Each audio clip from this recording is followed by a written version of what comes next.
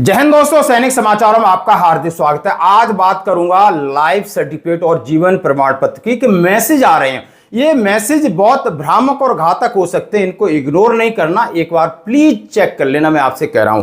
और दूसरी बात है कि ईसीएचएस ने एक एडवाइजरी जारी की है एक्स सर्विसमैन के लिए। यदि आपको किसी भी प्रकार की समस्या आती तो उसका समाधान क्या है।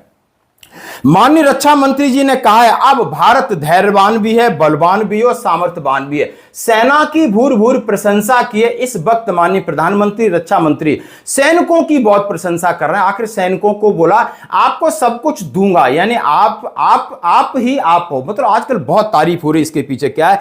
और दोस्तों हां, सैनिकों के लिए 50 लाख रुपए की घोषणा और बहुत सारी घोषणाएं सैनिकों के लिए की गई। इसका मैं वीडियो आपके साथ शेयर करूंगा। तो दोस्तों आइए खबरें करते हैं विस्तार से। सबसे पहले मैं बात करूंगा कि एक पेंशनर्स के लिए मैसेज आ रहे हैं कि dear Ramvir Singh Sparsh PPO number so and so, your identification is pending in Sparsh, kindly get your annual identification completed immediately for continuation of monthly pension for the next 1 year, please ignore if already done, regards team Sparsh. इस बार इन्होंने नई प्रक्रिया शुरू की है। जैसा कि आपने देखा होगा कि हमारा जीवन प्रमाण पत्र के महीने शुरू हो गए हैं, तो एक बार आपसे ये विनम्र निवेदन है कि एक बार चेक कर लेना कि नेक्स्ट आइडेंटिफिकेशन आपका कब ड्यू है।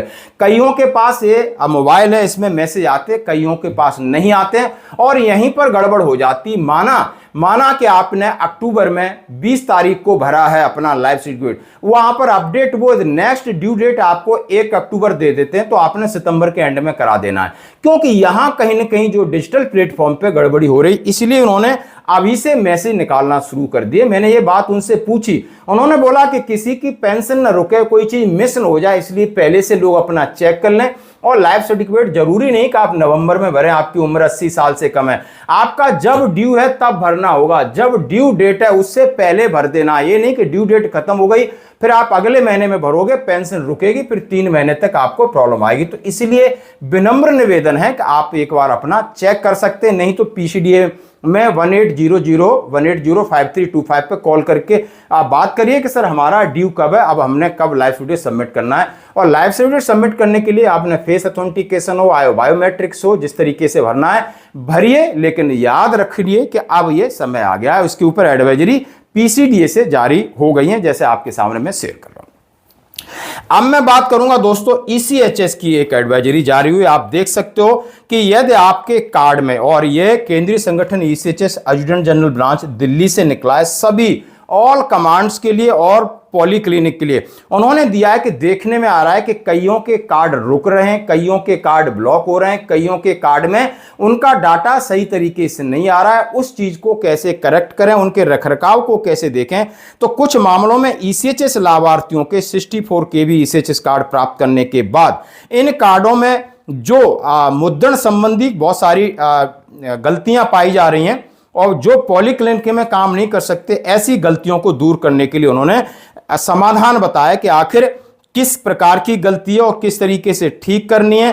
पेरेंट पॉलीक्लिनिक आपकी क्या मदद कर सकता है, उस डाटे को कैसे चेक कर सकता है, ये सारी चीजें उन्होंने एक सॉफ्टवेयर बना के उनको दे दी है कि यदि आपका कार्ड रुक रहा है, आपके कार्ड में डाटा में प्रॉब्लम है, आपकी वाइफ या बच्चों का, डिपेंडेंट्स का, तो ये कर्नल निर्देशक उन्होंने एक पत्र जारी किया है। आप में पत्र पूरा पढ़ने से पहले आप हमसे ये पत्र ले सकते हो, सैनिक जीवन पेज में आपको ये पत्र मिल जाएगा और अपने पास रखिए, क्योंकि ये न कहें कि आप और कहीं चक्कर काटो, इसके लिए आप पॉलीक्लिनिक इसमें आपकी हेल्प करेगा सीधा सीधा। अब मैं बात करूंगा, चाहे माननीय प्रधानमंत्री जी हों, चाहे हमारे देश के रक्षा मंत्री जी हों, सैनिकों के पराक्रम की बात करें। उन्होंने कहा है कि सेना को खुली छूट है, सेना की बहादुरी, ऑपरेशन सिंदूर, सीज फायर पर सवाल उठाने वालों को उन्होंने तगड़ा जवाब दिया। उन्होंने कहा है सेना का आधुनिकीकरण और सेना का एकीकरण और सेना में करोड़ों डॉलर की मंजूरी, क्योंकि अब समझ चुके हैं कि देश आर्थिक विकास, आर्थिक तरक्की कितनी भी करे, जब तक सेना मजबूत नहीं तो हमें एक डर और भय बना रहेगा। इसलिए भाइयों और बहनों, ऑपरेशन पोलो की सफलता और हैदराबाद का भारत में विलय, यह वह गौरवशाली अध्याय है जिसने दुनिया को दिखा दिया है कि भारत अपनी एकता की रक्षा करने में हमेशा से सक्षम भी है, सामर्थ्यवान भी है। प्रधानमंत्री श्री मोदी जी के नेतृत्व में यह सामर्थ्य हमारा और बढ़ा है। इसलिए अब कोई भी ताकत भारत की संप्रभुता को, भारत की एकता और अखंडता को चुनौती नहीं दे सकती है अथवा चुनौती देने की हिम्मत नहीं कर सकती है। आपने हाल में ही मई के महीने में ऑपरेशन सिंदूर देखा है।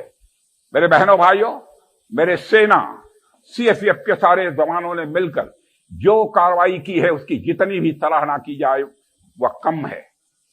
उन्होंने पहलगाम में आकर धर्म पूछकर हमारे लोगों को मारा, उनके आतंकवादियों ने, लेकिन हमारे सेना के जवानों ने उन्हें मारा है तो धर्म पूछकर नहीं मारा है, उनका कर्म देखकर मारा है। बहनों भाइयों, यह भारत और पाकिस्तान के बीच सबसे बड़ा एक मौलिक अंतर है। मेरे बहनों भाइयों, कुछ लोग ऐसे हैं जो यह कहते हैं कि यह जो सीज फायर हुआ है भारत और पाकिस्तान के बीच में किसी के हस्तक्षेप के कारण हुआ है। मैं साफ कर देना चाहता हूं मेरे बहनों भाइयों, यह किसी के हस्तक्षेप के कारण हमारी यह आतंकवादियों के ऊपर जो कार्रवाई हुई थी वह स्थगित नहीं की गई थी। ऑपरेशन सिंदूर तो अभी स्थगित है। आगे यदि कोई आतंकवादी वारदात होती है तो फिर से हमारा ऑपरेशन सिंदूर प्रारंभ होगा। मैं यह विश्वास के साथ मैं सारी देश की जनता को बतलाना चाहता हूं। जहां तक भारत और पाकिस्तान के बीच के चल रहे इस ऑपरेशन को रोकने के संबंध में कुछ लोग दावा करते हैं कि हमने इसको रोका है। बहनों भाइयों, यह किसी ने रोका नहीं है। और मैं साफ कर देना चाहता हूं, मोहम्मद इसाक डायर जो कि पाकिस्तान के डिप्टी प्राइम मिनिस्टर हैं और फॉरेन मिनिस्टर हैं, उन्होंने भी साफ कहा है कि India rejected third party role to end conflict. यह बाइलेटरल इशू है, यह थर्ड पार्टी हमारे मामले में कोई हस्तक्षेप नहीं कर सकती। यह हमारे प्रधानमंत्री ने दो टूक शब्दों में इसे साफ कर दिया था। जो नुकसान ऑपरेशन सिंदूर के कारण उनके आतंकवादियों को पहुंचा है, आज यही आतंकी संगठन के जैसे मोहम्मद के कमांडर ने स्वीकार किया है कि ऑपरेशन सिंदूर के दौरान बहावलपुर हुए हमले में खूंखार आतंकवादी जो मसूद अजहर के परिवार के टुकड़े टुकड़े हो गए थे, यह था हमारे भारत के सेना के जवानों का शौर्य और पराक्रम। और बहनों भाइयों, कल ही उसकी एक वीडियो भी जारी की गई है। हमारे प्रधानमंत्री मोदी जी के नेतृत्व में यह भारत का सामर्थ्य और भी आगे बढ़ा है। इसलिए कोई भी ताकत भारत की संप्रभुता को चुनौती देने की हिम्मत नहीं कर सकती है। पिछले 11 वर्षों में मोदी जी के नेतृत्व में भारत ने दुनिया को बार बार यह दिखा दिया है कि हमारा धैर्य हमारी ताकत है। हमारे धैर्य को इसे कमजोरी के रूप में नहीं देखा जाना चाहिए। जैसे बातचीत से समाधान न निकलने के बाद सरदार पटेल ने हार्ड पावर का रास्ता चुना, वैसे ही हमने भी किया है। 2016 की सर्जिकल स्ट्राइक हो, 2019 का बालाकोट एयर स्ट्राइक हो या 2025 का ऑपरेशन सिंदूर, मेरे साथियों, भारत ने यह साबित कर दिया है कि जो लोग बातचीत, शांति और सद्भावना की भाषा नहीं समझते हैं, उन्हें हम उसी भाषा में जवाब देना जानते हैं जिसे वह समझते हैं।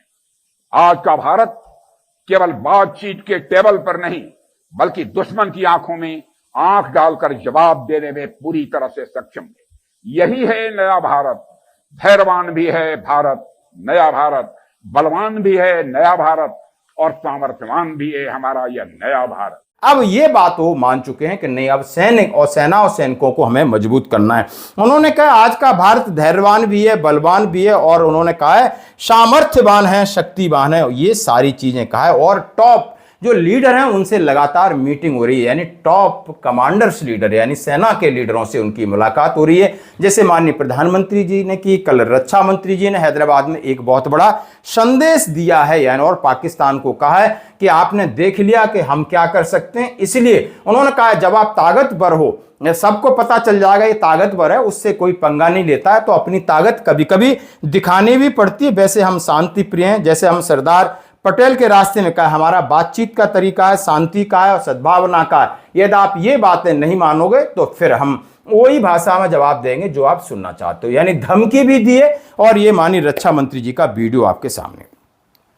अब मैं बात करूंगा कि युद्ध में जो लोग हताहत हुए हैं उनके लिए मुख्यमंत्री जी ने कौन कौन सी घोषणाएं की हैं। जैसा मैं आपके सामने एक आर्टिकल शेयर कर रहा हूं जिसमें ये न्यूज है, और ये मुख्यमंत्री ने छत्तीसगढ़ के मुख्यमंत्री जी ने का युद्ध तथा सैनिक कार्रवाई में शहीद सैनिकों के आश्रितों को 50 लाख रुपए अनुदान राशि, परमवीर चक्र के जवानों को 1 करोड़ की राशि। मुख्यमंत्री श्री साय की अध्यक्षता में राज्य सैनिक बोर्ड की बैठक का निर्णय हुआ। हमारे सैनिक देश की सुरक्षा के लिए अपना प्राण न्यौछावर कर देते हैं और वो जो चाहेंगे हम उन्हें देंगे। तो कई प्रकार की घोषणा हर अब स्टेट कर रही, जैसा कि योगी जी ने एक घोषणा की थी, अभी आप छत्तीसगढ़ में ये घोषणा आप देख सकते हो। तो दोस्तों आज की खबरों में इतना ही, बने रहिए हमारे साथ, धन्यवाद।